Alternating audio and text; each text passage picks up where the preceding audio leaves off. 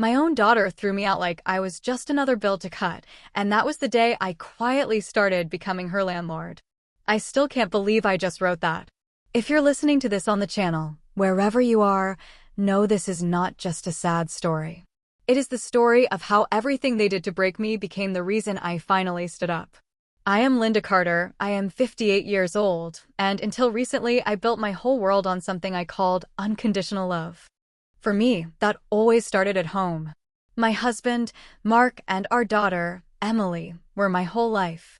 Every dinner I cooked, every holiday I arranged down to the last ribbon, every dollar I managed to save, it was all for them, not for me. I never minded.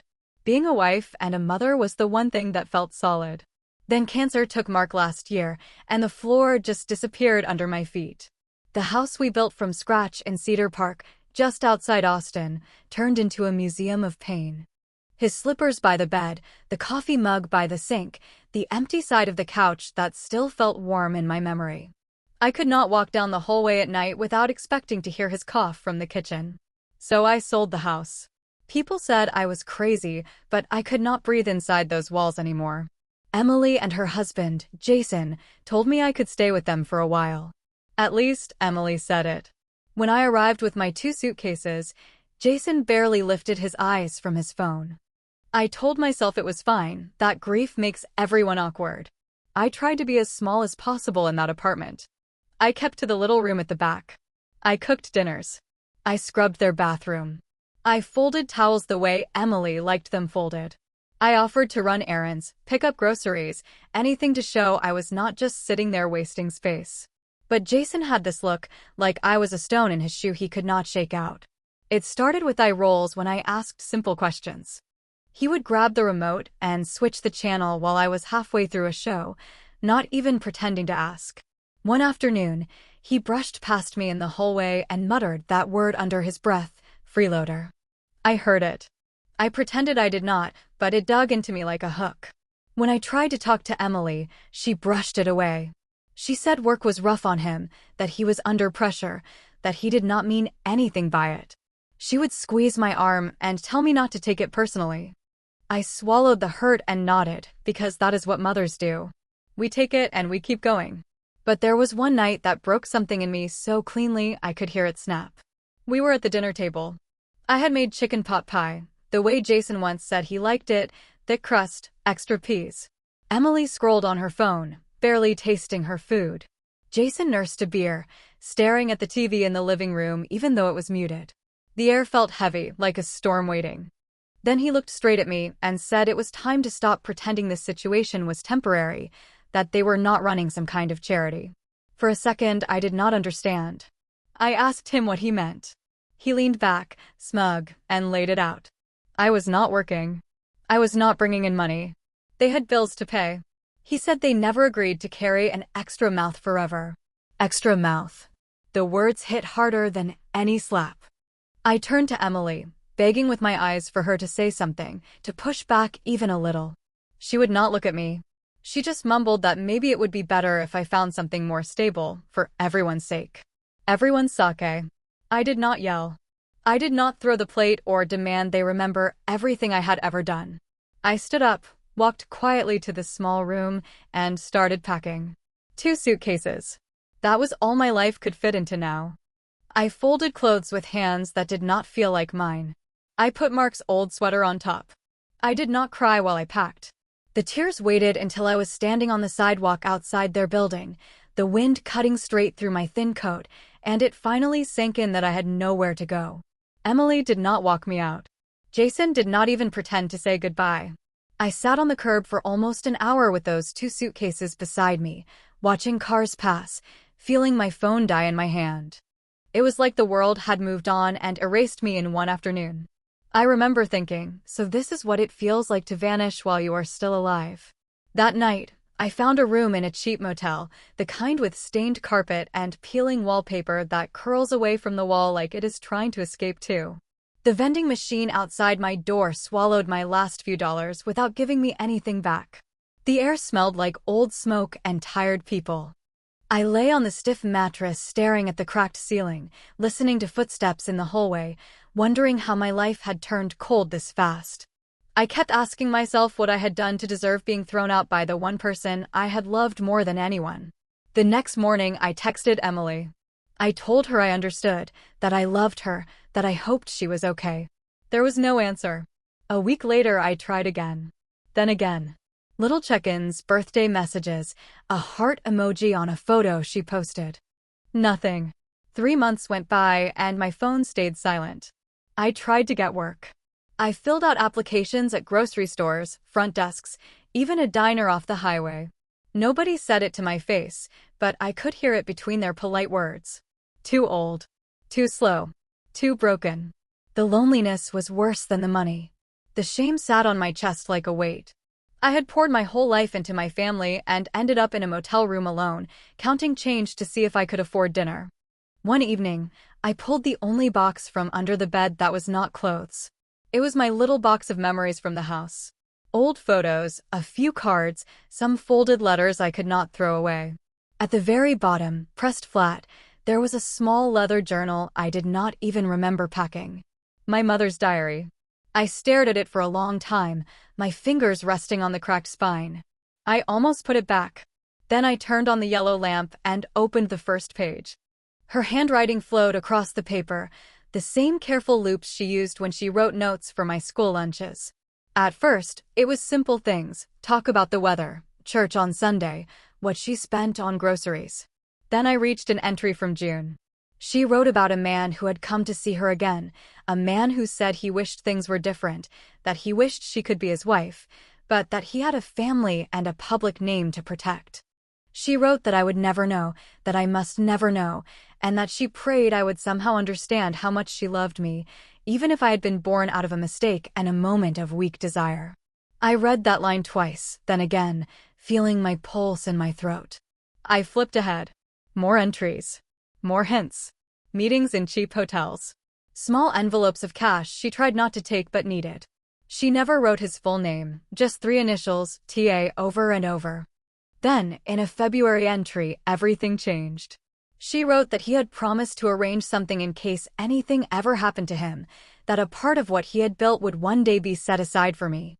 Not officially, not through his public estate, it was too risky. But there would be a trust, and a letter, and his lawyer would know. She even wrote the lawyer's name. Mr. David Kaplan. My hands shook as I traced the ink. I knew that name. I had seen it somewhere before but could not place it. In that dim motel room, with the hum of the vending machine outside and the weight of my whole life pressing down, something inside me shifted for the first time in months. I was not just the mother who got kicked out. I was the daughter of a man who had built an empire and hidden me in the dark. And as that truth sank in, I felt something I had not felt since before Mark died. I felt the beginning of a plan. I did not sleep much after I closed my mother's diary that night. The words kept looping in my head. A man with a family. A lawyer who knew everything. A promise made in secret to a little girl who grew up never knowing why her mother sometimes cried after the mail arrived. The initials TA and the name David Kaplan glowed in my mind like neon. The next afternoon, I took the motel's shared computer in the lobby, the one that stuck on certain keys, and logged you out every 15 minutes. I typed David Kaplan, Texas estate lawyer, and waited. My hands were sweating so badly I kept wiping them on my jeans. There he was. Not a fake website, not some stranger. A real man. Retired partner at a small firm in Dallas. Gray hair in the photo, tired eyes, still listed on the firm's directory as available for limited consultation. I stared at the screen for a long time. I could have called then. But the idea of saying my mother's name out loud to a stranger made my throat close. Instead, I went back to my room, sat at the little desk by the window, and pulled out a hotel notepad. My handwriting shook, but I forced myself to keep going. I wrote who I was, who my mother had been, what I had found in her diary. I asked if he knew her. I asked if Thomas Avery had ever mentioned a child named Linda. I did not ask for money. I just asked if there was anything he was supposed to give me. I mailed the letter the next morning from a blue box on the corner, my heart pounding so hard it made my fingertips tingle. Then all I could do was wait. The days blurred again. I counted my remaining cash. I skipped dinners. I kept trying to get hired and kept hearing the same soft rejection. I texted Emily twice more with no reply. Each time I almost followed it with never mind. 2 weeks later, my phone rang while I was sitting on the edge of the bed, staring at the wallpaper. An unknown Dallas number. I almost let it go to voicemail. Then I answered. The voice on the other end was rough, slow, like it had carried secrets for a long time. When I said my name, there was a pause long enough for me to think the call had dropped. Then he said he had known my mother very well, that he had been waiting for this call for years, that there were things I needed to see in person. The next morning, I was on a Greyhound bus to Dallas with one suitcase and a knot in my stomach. I sat near the back, clutching my purse so tightly my fingers cramped. Every bump in the road made the journal in my bag thump against my hip like a heartbeat. The law office was on the second floor of a quiet brick building that smelled like dust and old paper. No big firm sign, just a small brass plate that read Kaplan and Myers Attorneys at Law. Inside, everything was wood and silence. I gave my name to the receptionist with the soft gray bun. She led me down a hallway lined with bookcases, then opened a door. David Kaplan looked older than his online photo. White hair instead of gray, deeper lines around his eyes. But when he saw me, something like recognition crossed his face, and my breath caught. For a second I thought he was seeing my mother. We sat across from each other at his desk. He pulled open a drawer, took out a large file, and set it between us.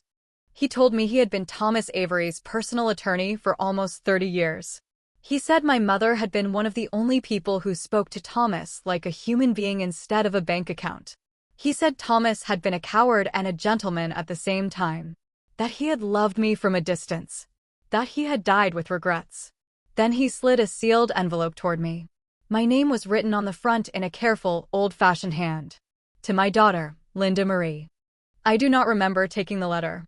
One moment it was on the wood, the next it was in my trembling hands, the edges soft with age. I opened it slowly, trying not to tear the paper. Thomas's words were simple. He admitted the affair with my mother. He said he had been weak and afraid. He said he had watched me from far away, through private updates from Mr. Kaplan. School photos. College acceptance. Marriage announcement. He wrote that he had never had the courage to claim me in life, so he was claiming me in death. He wrote that he had arranged for a portion of his personal, unlisted assets to be put aside in accounts only David Kaplan could access. That those funds and properties were mine, and mine alone. No conditions. No strings. Just blood and guilt and late honesty. When I finished reading, tears were already falling onto the page. I did not sob. My body felt too tired for that. I just sat there shaking, the letter clutched in my fist, a strange mix of anger and relief fighting in my chest. Mr. Kaplan opened the file. Inside were statements, deeds, certificates. A small investment portfolio. Several savings accounts. Partial ownership in a few quiet properties scattered across central Texas. And one line at the bottom that made my vision swim. Total value a little over $1 million. I kept waiting for someone to burst into the room and tell me there had been a mistake. That they had the wrong Linda. That a motel widow with 2 suitcases did not get to be the secret heiress of a dead oil magnate. But Mr. Kaplan just sat there with his folded hands and tired eyes and told me this had been sitting in his files for over a decade, waiting for the day I would either show up myself or die without ever knowing. This was not a lottery win. This was something that had always been meant for me. I left his office with a folder, an old letter, and a new kind of weight on my shoulders. Not the crushing kind. The kind you feel when someone finally hands you your own name back. The motel room felt different that night when I returned to Austin. Smaller, like I had outgrown it in one day. I spread the papers out on the bed, reading the amounts again and again until the numbers blurred. I could have marched straight to Emily's building. I could have waved the folder in Jason's face and asked him how it felt to call an extra mouth someone who could buy and sell his entire life twice over. I did not. Instead, I did something that would have shocked the version of me who sat on that curb and cried. I got quiet, really quiet, and started learning. I stayed in Dallas another 3 days before heading back. I rented a different place this time, a small furnished unit downtown, not fancy but clean, with a working heater and white walls that were not stained yellow. The kind of place people assumed belonged to someone with a plan. Then I sat at the little dining table with my laptop and the file from Mr. Kaplan and began teaching myself how not to be swallowed alive again. I watched videos about investing until my eyes hurt. I read about contracts and market value and tax liens. I searched real estate auctions, landlord forums, articles about LLCs and trusts. I learned words I had never needed before. Equity, leverage, due diligence. It felt like learning a new language in my 50s with a bruised heart and a notebook full of shaky handwriting. But every time I wanted to shut the laptop and crawl back into bed, I remembered Jason's voice calling me an extra mouth. One afternoon, while clicking through a long list of distressed properties, I saw it. A tired little apartment building in East Austin. Brick faded, balconies rusted, but the bones still solid. 20 units. Parking lot cracked. Taxes overdue. Lender pushing for an auction. The address made my hand freeze on the mouse. It was the same complex where Emily and Jason lived. The same place where I had dragged my suitcases down the sidewalk and waited for a ride that never came. For a moment, I thought it had to be a coincidence. I checked the street name twice. The building photo sealed it. There was the crooked lamp by the front door. The peeling number on the wall. Their home was going up for auction in 2 weeks. I sat there staring at the screen, my heart pounding like it was trying to punch its way out. I did not feel triumph. Not at first. I felt something deeper. A steady, dangerous kind of calm. If I bought this, I would not just be investing in real estate. I would be taking back the very ground where they broke me. I emailed Mr. Kaplan that night. Asked about setting up a company. He called me back within an hour. We spoke in short, practical sentences. He walked me through creating an LLC, how to keep my name off the public face of it, how to shield the ownership through a trust. We called it LM Properties for Linda Marie. 2 days later, the papers were filed. Funds were moved. The LLC existed. On paper, it was just another small company owned by a private trust. Not interesting at all. I registered for the auction quietly. No one at the site knew who I was. Just another bidder with approved funds and a poker face. On the morning of the auction, I woke up before my alarm, hands cold, lungs tight. I made coffee I barely tasted and stared out the window at the city waking up, brake lights stretching in lines, people rushing to jobs they probably hated. 3 months earlier, I had been wandering aisles of a motel vending area trying to decide between stale chips and cheap noodles. Now I was about to try to buy the building my daughter lived in. I grabbed my bag, slipped the file into it, and headed for the door. Whatever happened in that auction room would change everything. The auction was held in a Bland County building that smelled like burnt coffee and floor polish. Rows of plastic chairs, a few dozen people hunched over clipboards and laptops. You could tell who the professionals were by how calm they looked. The rest of us fidgeted, waiting for something that felt bigger than it should. I sat in the back with my folder tucked neatly in my bag. My palms were slick with sweat. I wasn't used to this world, people who spoke in numbers and called them opportunities. The auctioneer started moving through properties, rattling off parcel numbers and minimum bids like a machine. I tried to breathe. My pulse matched the rhythm of his gavel. Then he called the address. My address. Emily and Jason's building. The opening bid flashed on the projector. I raised my hand. A man in a navy suit across the room countered. His tone said he'd done this 1,000 times. My stomach clenched, but I raised again. The numbers climbed. 10,000 more. Then 20. People began turning to see who was pushing it. My hand didn't shake, but my breath did. At 90,000 above opening, the man hesitated. The auctioneer waited, scanning the room. Then came the words I'll never forget, sold to bidder 47. That was me. A few heads turned, curious. But nobody cared for long. Just another sale, another transaction. They didn't know that I had just bought the place where my daughter and her husband had thrown me away like trash. I signed the papers, shook a clerk's hand, and walked out into the sun. My knees nearly gave out on the steps. The air tasted electric. Back in my car, I sat gripping the steering wheel, staring at my reflection in the rearview mirror. My eyes looked different. Sharper. Awake.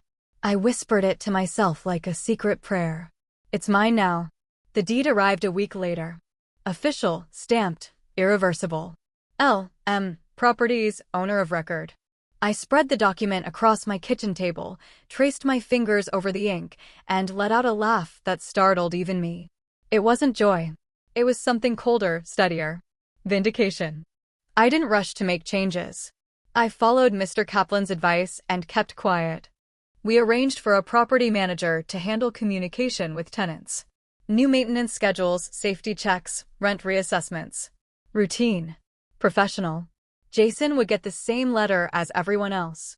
His name, his unit number, and a rent adjustment based on the new market value. Nothing personal. On paper, just business. But I tripled it. Not double, triple. He always bragged about how he could handle anything. Let's see how he handled this. 2 weeks later, the notifications went out. I didn't have to wait long. My phone lit up with an unknown number. I knew it was Emily before I answered. I let it ring out. The voicemail came through seconds later. Mom, I don't know if you heard, but our rent just shot up. Something's wrong. Jason's furious. Can you call me? I didn't. Instead, I sat on my couch, the envelope with the deed beside me, and watched the sun set through the blinds. It wasn't satisfaction I felt, not exactly. It was balance. Gravity returning to where it belonged. A few nights later, curiosity got the better of me. I drove by the building, parked across the street where the trees cast long shadows. Their lights were on. Through the window I saw movement. Emily pacing. Jason's silhouette standing over her, his hand slicing the air in anger. I didn't stay long. Just long enough to see that their fortress was cracking. On the way home, I couldn't stop thinking about the look on Emily's face that night she stood by while he told me to leave. The silence that burned worse than anything he said. I used to think I'd never forgive her. Now, I wasn't sure forgiveness mattered. Some wounds don't close, they just stop bleeding. The next morning, I called the property manager and authorized minor repairs. New lighting, repainted stairwells, a fresh security system. The other tenants deserved better. Jason's rent money would fund every improvement. Over the next month, I watched everything change from a distance. The company account filled steadily. The property's reputation started to rise. Maintenance issues disappeared. Tenants paid on time, except for one. Jason. He sent furious emails through the tenant portal, threatening legal action, calling the increase extortion. My manager replied with a polite copy of the lease clause about market adjustments. Standard practice. Nothing personal. Behind every angry word he sent, I could feel the panic bleeding through. He wasn't used to being powerless. I saw Emily at the grocery store 3 weeks later. She didn't see me. She looked smaller somehow. Her hair pulled back in a messy knot, eyes dull. Her cart was nearly empty: rice, eggs, a loaf of bread, off-brand cereal. I stood behind a display of cereal boxes, watching her pick up a pack of cheese, look at the price, then put it back. My chest ached. Not from revenge, but from the memory of her as a little girl tugging at my sleeve in grocery aisles asking for candy. I wanted to walk up to her. I didn't. Instead, I watched her pay and leave. She walked quickly, like someone trying to outrun her own life. When I got home, I sat in silence for hours. The kind of silence that hums in your ears. I told myself this wasn't punishment. This was consequence. Jason had stripped me of dignity. Emily had let him. Now they would learn what it felt like to need mercy from someone who no longer had any to give. Days passed. Weeks. The calls from Emily grew softer, shorter. Just a voicemail here, a text there. Hey Mom, can we talk? Please? I never answered. Not yet. Sometimes the quiet is louder than words. And mine was starting to echo. Because this wasn't over. Not even close. The call stopped for almost a month, and I thought maybe Emily had finally given up trying. I told myself that was good, that it was better for both of us to keep the distance. But the truth was, every time the phone stayed silent, the emptiness in my chest grew heavier. Still, I had work to do. Properties was becoming more than just a name on paper. I spent my mornings reviewing repair invoices and my nights learning how to manage tenants, approve maintenance requests, and balance budgets. The building was starting to come back to life: new paint, brighter hallways, fixed locks, trimmed hedges. And all of it, every cent of it, was funded by Jason's inflated rent. My manager told me he'd been in the office twice a week, red-faced and furious. He demanded to know who owned the building, who made the changes, who had the audacity to raise his rent without warning. But since everything was filed through the LLC, my name never appeared. He was shouting at a ghost. That was the part that thrilled me the most, knowing he was losing control and didn't even know who to blame. I started dressing differently. Blazers instead of cardigans, heels instead of flats. I joined small business meetups under a fake last name, learning about real estate law and property taxes from people who thought I'd been doing this for years. I didn't talk much, but I listened. And slowly, I started to enjoy it. No one there knew about my past, my daughter, or the man who once threw me out like I was in his way. They just saw a calm woman with quiet confidence and a good eye for opportunity. That was the beauty of reinvention. People only know what you let them see. A few weeks later, I had a meeting at the building with my property manager about new security cameras. I parked in the back lot and was walking toward the office when I saw them, Jason and Emily, unloading groceries from their car. My breath caught. I almost turned around, but I didn't. I kept walking, head high, sunglasses on, documents in hand. Emily glanced up for half a second, then went back to grabbing bags. Jason didn't even look my way. They didn't recognize me. And something about that moment, walking right past the people who once had power over me, filled me with a quiet satisfaction I can't even describe. That night, I sat in my living room with a cup of tea and thought about how strange it felt to be invisible again, but in a new way. The kind of invisible that comes from strength, not fear. Because they couldn't see me anymore. Not the woman I was. They only remembered the fragile, grieving mother who needed a place to stay. That woman was gone. 2 days later, another voicemail came from Emily. "Mom, I don't know if you're getting these, but things are hard right now. Jason's stressed, and I miss you. I don't know how to fix it. Please call me." I listened to it twice, then deleted it. Not because I hated her, but because she still didn't understand. She wasn't sorry for what she did, not really. She just missed the version of me that took care of her problems. But that version of me didn't exist anymore. A week later, my property manager forwarded me an email from Jason. It was a long, angry rant about rent prices, building management, and unfair treatment. He accused the new owner of extortion, claimed the maintenance staff were incompetent, even threatened legal action. At the end, he wrote his name in bold, Jason Brooks, resident of Unit 3B. I read it 3 times, then typed a short response for my manager to send on my behalf. "Dear Mr. Brooks, all rates are in compliance with city regulations and market standards. No exceptions can be made at this time. Polite. Professional. Final." I imagined him reading it, slamming his laptop shut and pacing in that cramped apartment, realizing there was no one left to bully. But the next report from my manager made me pause. He mentioned that Emily had been seen crying on the back stairs by another tenant, that Jason's temper had gotten worse, that neighbors were starting to complain about shouting late at night. I wanted to ignore it.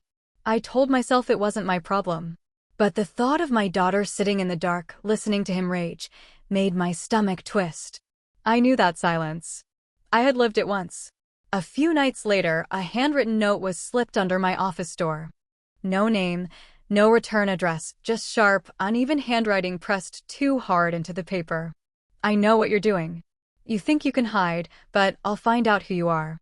And when I do, you'll regret it." I didn't need a signature. I knew that handwriting. Jason. My first instinct was fear. My hands shook as I read it. But then something colder replaced it, the memory of standing in his kitchen while he called me an extra mouth. The way Emily stood beside him and said nothing. No, I wasn't afraid. Not anymore. I contacted my lawyer the next morning. We installed more cameras, upgraded building security, and made sure every legal document was airtight. If Jason tried to push, he'd find nothing but walls. The other tenants loved the improvements. They felt safer, more cared for. And while Jason spiraled, everyone else thrived. Weeks passed. Word spread around the complex that Jason was losing it, arguing with neighbors, snapping at staff, even accusing Emily of hiding things from him. He was unraveling, and I didn't have to lift a finger. Every night, I'd open my mother's old diary and reread her words. The secrets, the pain, the sacrifices she made so I could live. Each time I closed it, I felt stronger. Because now I understood. She'd kept her power hidden all her life. I was done hiding mine. I had been thrown out, humiliated, erased. But I had come back quietly, patiently, and built something that couldn't be taken from me. And I wasn't finished yet. The next storm hadn't hit, but I could feel it coming. Jason's words hung in the air like smoke. I stopped, looked at him, and felt that strange calm I'd learned to live in. "You did this to yourself," I said quietly. "The day you treated me like I was nothing, you lost the right to stand above me." He didn't answer. His jaw moved, but nothing came out. Emily stood between us, pale, shaking, but stronger than before. For the first time, she wasn't afraid of him. When I walked out of that room, I felt something shift inside me. Not revenge, not triumph, just freedom. 4 days later, Emily showed up again. She looked different. Lighter somehow. She carried something in her hands, an old, torn leather book. My mother's diary. She said she found it in her closet after her last visit, that she read it and now understood everything, the secrets, the inheritance, the truth about Thomas Avery. She cried when she told me she finally realized how much I'd endured alone. I told her that when she and Jason pushed me out, I truly had nothing. No plan, no home, no hope. That diary saved me because it reminded me who I came from, who I could still be. She said she had left him. That the night after the meeting, he went through her things again, screaming, calling me names. She'd changed the locks while he was gone. I saw fear in her eyes, but also something new, strength. She said she didn't know who she was without him, but she wanted to find out. We sat together for a long time in quiet. The kind that doesn't hurt anymore. Before she left, she said she wanted to make things right, even if it took time. I told her that seeing her now was already a start. That night, I sat with the diary open in my lap and felt peace for the first time in years. The kind that comes when you stop running from what broke you. The next morning, an email from Jason arrived in my inbox. I almost deleted it, but curiosity won. The subject read, "We need to talk." It was full of threats. He said he knew everything about the building, the inheritance, the lawyer, the secret money. He said if I didn't undo everything, he'd expose my mother's affair and drag my name through the dirt. I didn't reply. I forwarded it straight to my attorney. By the next morning, Jason received a cease and desist letter backed by evidence of every false claim, every angry message, every incident we'd documented. He went silent. Emily called 2 days later to say he was gone. He'd packed up and disappeared, leaving nothing but a note blaming me for everything. She was crying, but I told her quietly, he ruined himself. You just stopped letting him take you down with him. After that, things began to settle. The lawsuit against Jason ended in my favor. I sold the building in spring, signed the papers with steady hands, and donated half the profit to a women's shelter, the kind of place I once wished I'd known existed. With the rest, I bought a small house in Cedar Park. 2 bedrooms, quiet street, a porch swing out front. Emily helped me move in. We didn't talk much, but we didn't need to. That night, I stood by the window, holding a cup of tea, and whispered to myself that I forgave her. Not for her sake, but for mine. They tried to erase me, but I became someone they could never forget. And finally, I was home.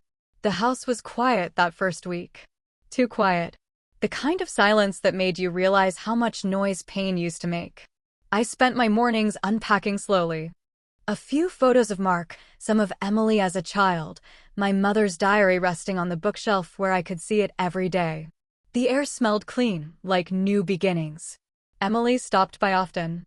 Sometimes we cooked simple meals together, grilled cheese and soup like we used to. Sometimes we didn't talk at all, just sat on the porch swing watching the neighborhood kids race their bikes down the street. She looked healthier, lighter. There were no bruises under her eyes anymore. One evening, she handed me a small canvas. She said she had started painting again. The image was a phoenix, dark red and gold, wings stretched wide. I hung it above the fireplace. When I asked her what it meant, she smiled softly and said, "For both of us." A week later, I received a letter from David Kaplan. He congratulated me on the sale of the building and confirmed the case with Jason was officially closed. Every document sealed, every account cleared. I read it twice, folded it neatly, and pressed it against my heart. It wasn't about winning anymore. It was about closing every open wound that used to bleed me dry. I took half the proceeds and donated them to a shelter for women and children, my mother's name on the plaque. The Eleanor House. The rest, I kept for a life I was finally ready to live.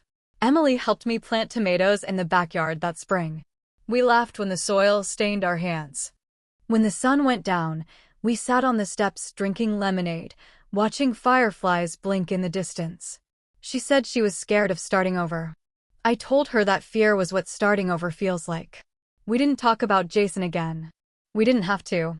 He'd become a ghost, a reminder of everything we survived. Later that night, after she left, I made tea and opened my mother's diary one last time.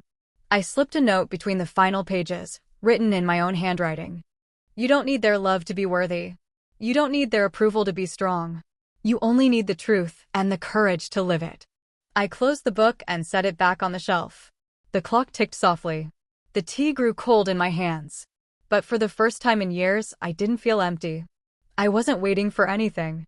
I had lost everything once: home, family, name, pride, and still found my way back. Not as the same woman, but as someone who knew exactly who she was. They tried to silence me. They tried to break me. But I learned that silence can be power and breaking can be rebirth. Now, every morning when I step onto my porch and feel the sun on my face, I remind myself I wasn't the fire they tried to extinguish. I was the spark they underestimated. And this time, I was burning on my own terms. What was your favorite moment? Drop it in the comments below and don't miss more thrilling stories like this. Subscribe and hit that notification bell so you never miss an upload.